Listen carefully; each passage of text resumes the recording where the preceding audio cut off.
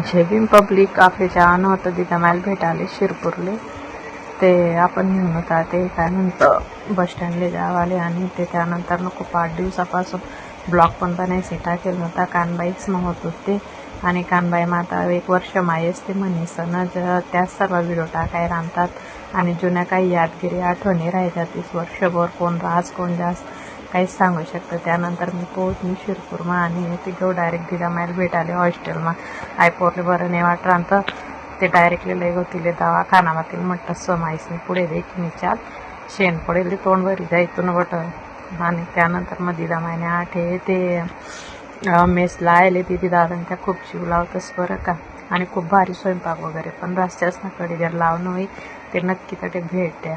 या दादांनी ते असले आणि त्यानंतर आपले ते लेनातात फ्रूट्स वगैरे आपण बिचायले आलू बुखार थोडाफार लिसणी आणि त्यानंतर आहे पूर्ण मोड नाही होतं मामान त्या सकाळी या मामान त्यासने खूप सिरियस तब्येत होती म्हणे सर मामान त्यासले भेटायला चालणार होत आणि ते मोठा मामान त्या आहेत म्हणा मी ते खूपच म्हणजे की आमले पण जीव लायले त्यासनी ते आम्ही पोहोचले मामान त्यासना घर काय फ्रूट्स वगैरे लिहिलं होतात मामान त्यासना कधी गप्पा गोष्टी करत तब्येत पाणी विचार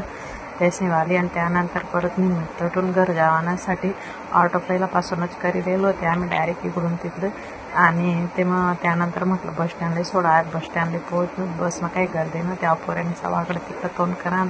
यांना नाटक कवडे संडे की राहतो मी आवणीचं पोली नाया पाळांत आणि त्यानंतर बसून तर आपण आंबणे जावानासाठी आणि हे ते एकदम हिरवगार वातावरण खूपच म्हणजे की मला खूप भारी वाटत असं वातावरण पाहिजे ना का हॅपीनेस राहून भेटू नाही